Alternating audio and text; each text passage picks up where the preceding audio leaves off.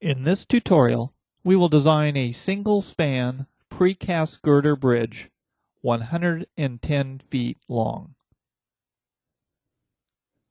The bridge has a total width of 55 feet 4.5 inches and consists of an 8-inch thick composite concrete deck supported by 6 72-inch deep AASHTO Type 6 precast girders that are pre-stressed.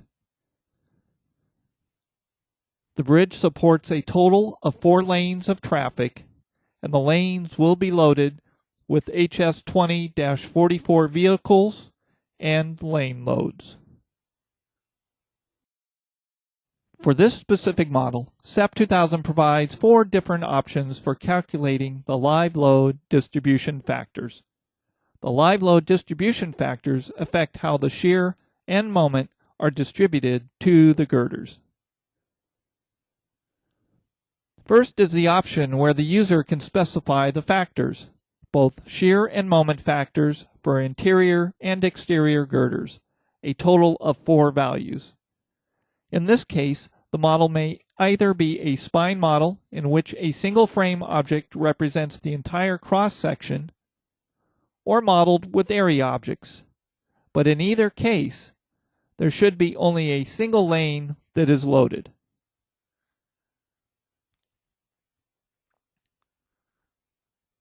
The second option is that the program determines the distribution factors from the AASHTO LRFD code. Again, the model may either be a spine or use area objects, but should have only a single lane, which in this case is centered on the model.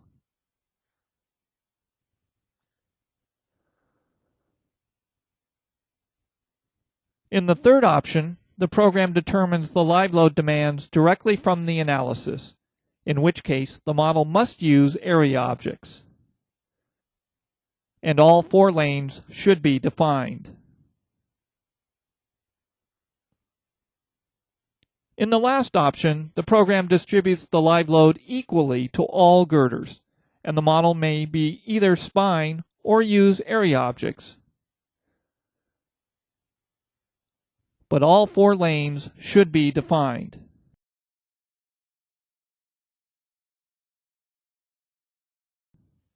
In this tutorial, we will use option 2, where the program determines the distribution factors from the code.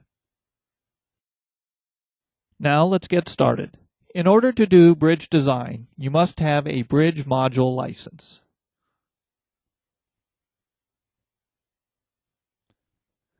We will create this bridge model using the Bridge Wizard.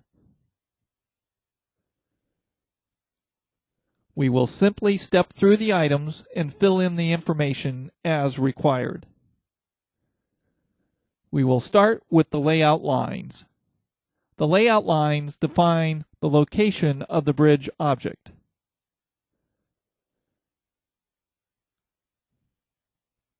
Our bridge will be straight with no change in grade, with a length of 110 feet or 1,320 inches.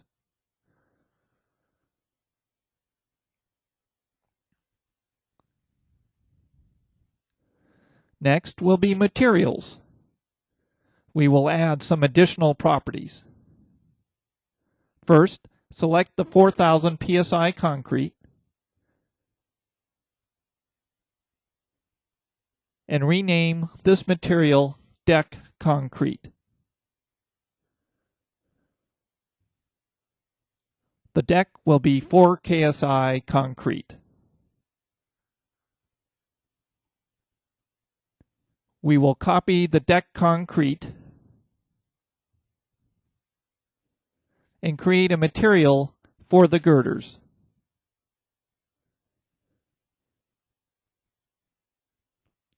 We will adjust the modulus of elasticity, and the girders will have 6 KSI concrete.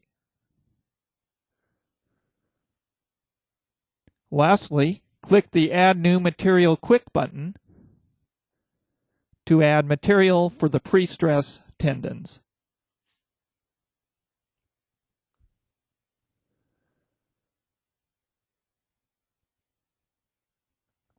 Next, we will define frame sections for the girders.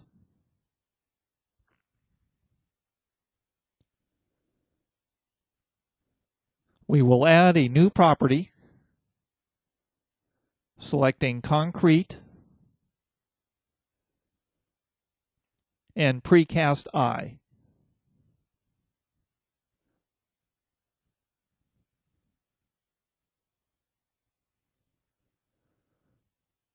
From the drop-down list, select the AASHTO Type 6 beam. Note that all of the dimensions are automatically populated, including the total depth D1. Switch the material to girder concrete.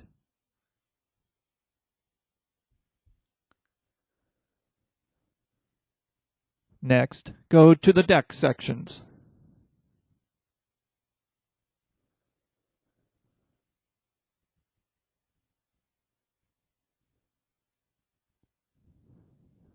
And select the Precast I girder option.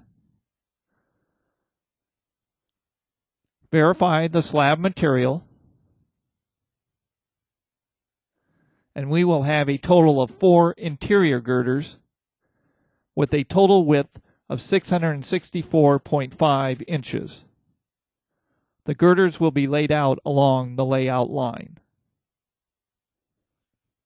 The top slab thickness will be 8 inches, and there will be no haunch. The girder section will be girder,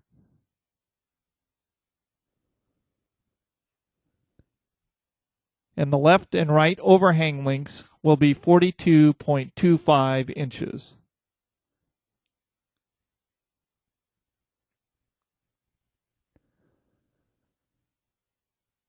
The distance to the edges of the curb will be 20.25 inches.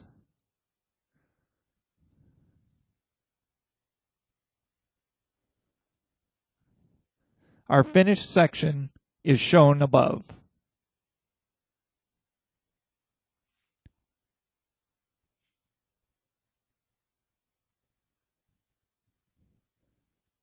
Next is bearings.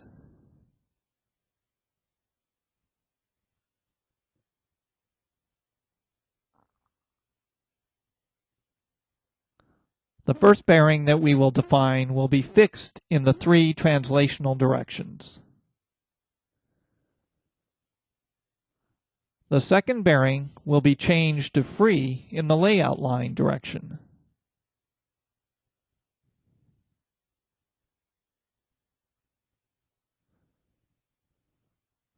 The foundation springs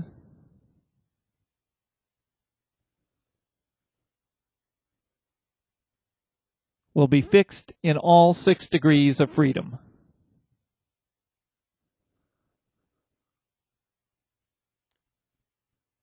The abutments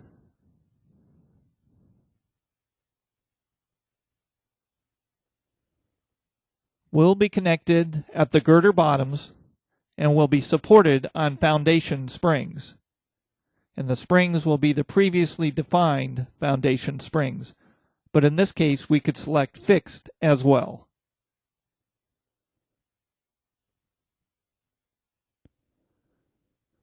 The next item is the bridge object.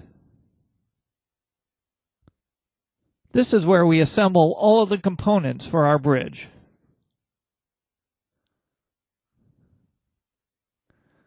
Verifying our span data, we see that it is correct, so we move on to abutments.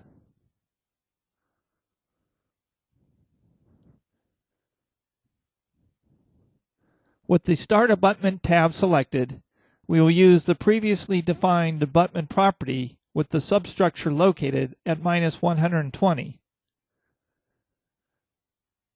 And we'll use bearing 1 set at -96. The end abutment is nearly identical, and we will use the same substructure elevation, but we'll use bearing 2 at the elevation of -96.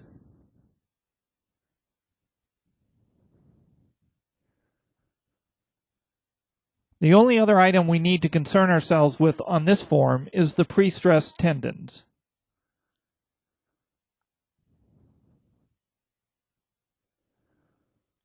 The tendon load should be applied using a pre-stress load pattern, which we do not have, so we will add it here by clicking on the plus button.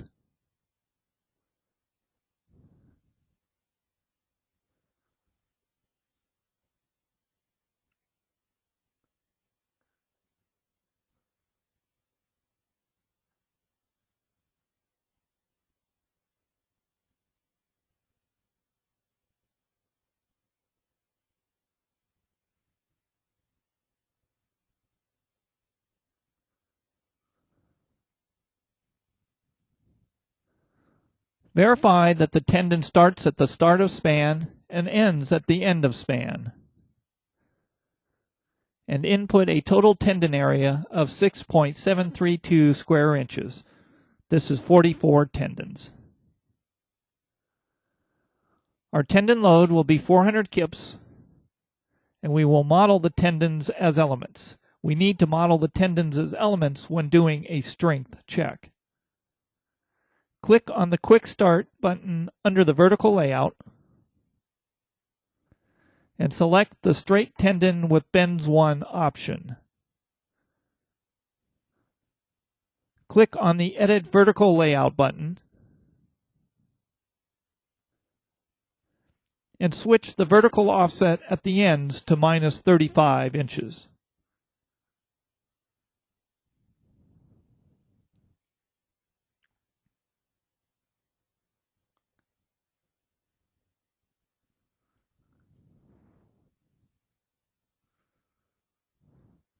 We now wish to copy the tendon just created into all of the girders. We can do this with a single click on the Copy to All Girders button. The Show All Tendons button displays the tendons in each of the girders.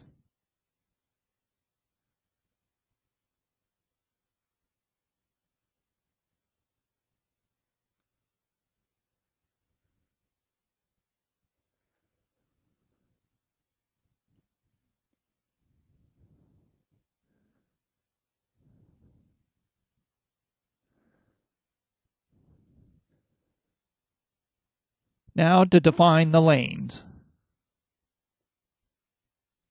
Remember, for our model, where the live load distribution factors are retrieved from the AASHTO code, we will define a single lane, which we will derive from the layout line.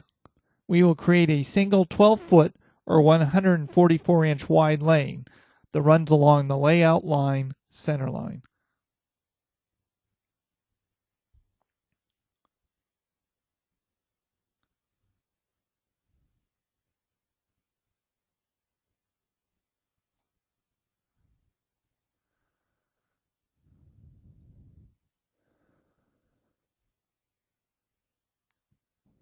Next, we will add the loads.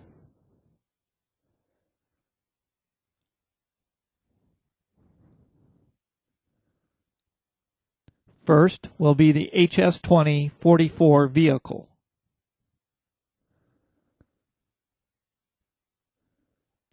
Followed by the HS2044 lane load.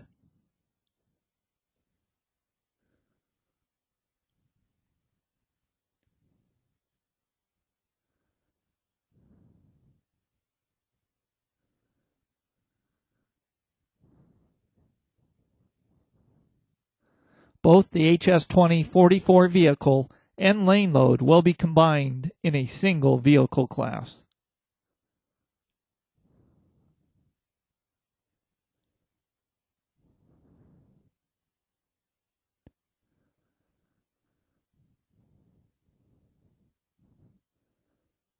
A check of our load patterns shows that they are complete, so we move on to the load cases.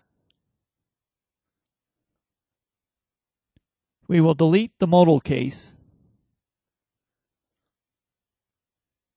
but we'll add a case for the live loads.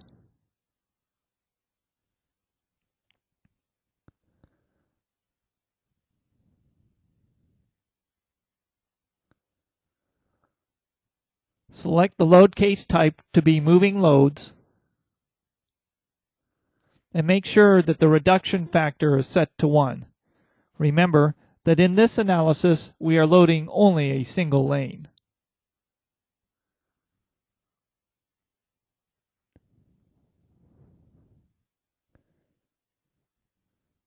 We are now finished with the bridge wizard and may close the form.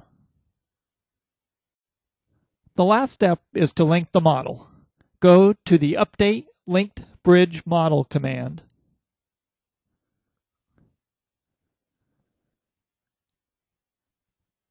And this is where we specify whether the model is to be a spine model or to use area objects. For the live load distribution technique we are using, we can use either. For the area object option, the model looks like this.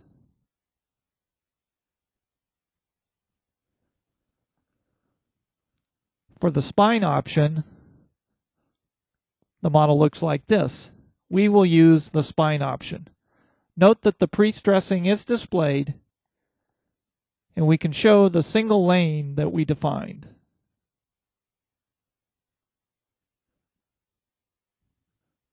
We are now ready to run the analysis.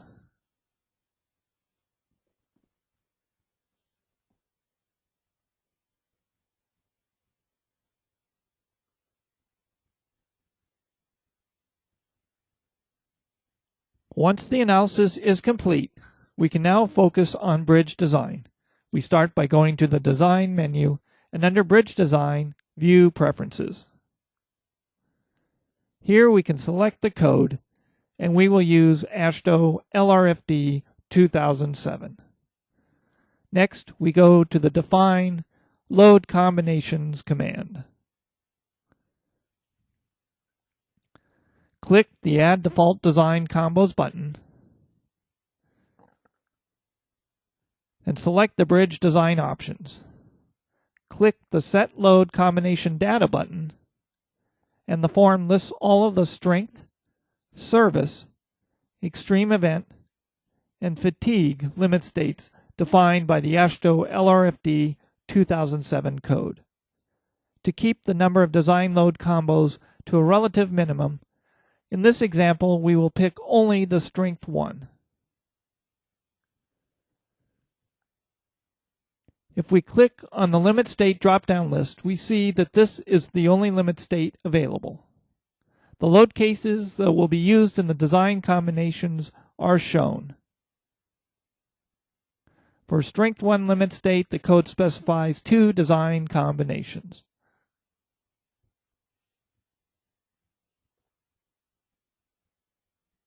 Click the OK button twice,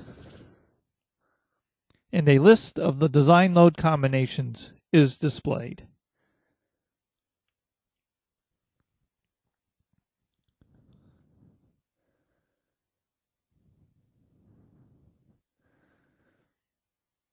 In addition to the combination, the program also creates group combos. The strength 1 group combo is simply an envelope of the associated design combinations.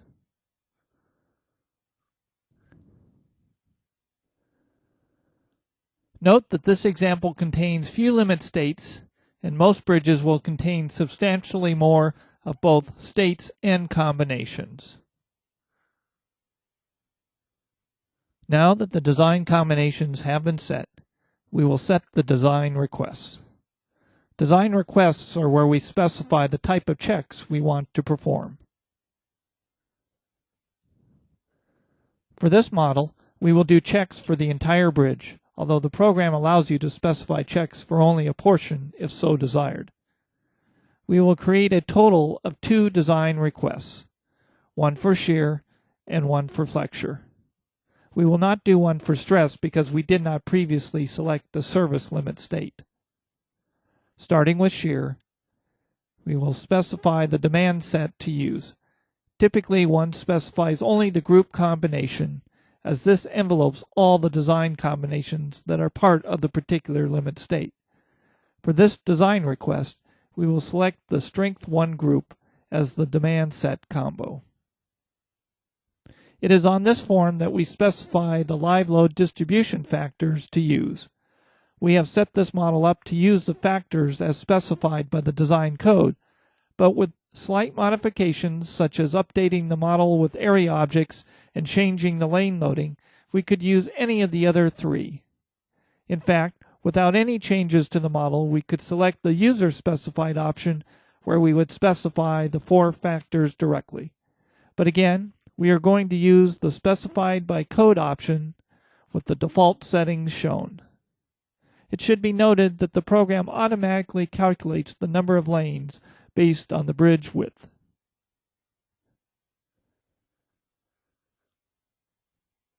Our second design request will be for flexure. And alternatively, we will specify both strength 1 combinations, which will give the same results as if we had selected the group combo.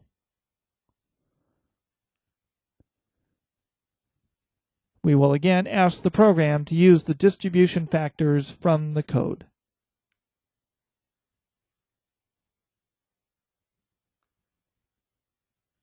Now that we have specified our 2 design requests, we are ready to run the design. Click the Design, Bridge Design, Start Design command.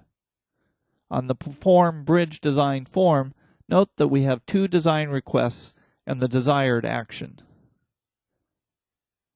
Click the Design Now button to start the design.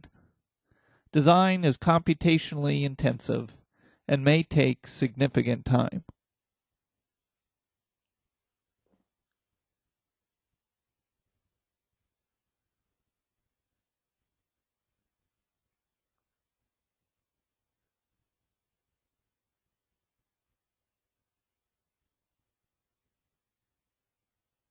Upon completion of the design, the Bridge Object Response display form is shown, starting with Design Request 1.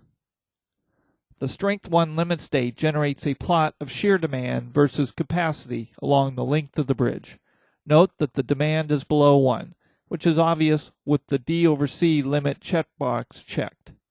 These shear values can be displayed for each girder,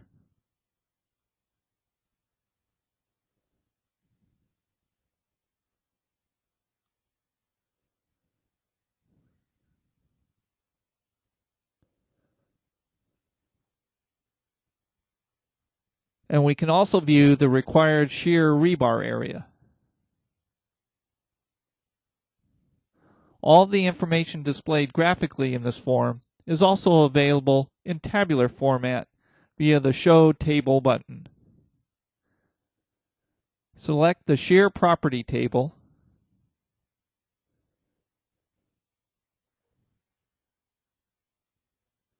and the table displays the live load distribution factors used for shear and moment for the exterior and interior girders.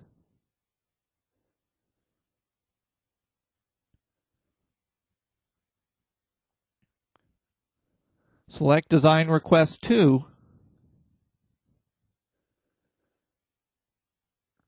and we see a plot of the moment along the entire bridge for the Strength 1 limit state.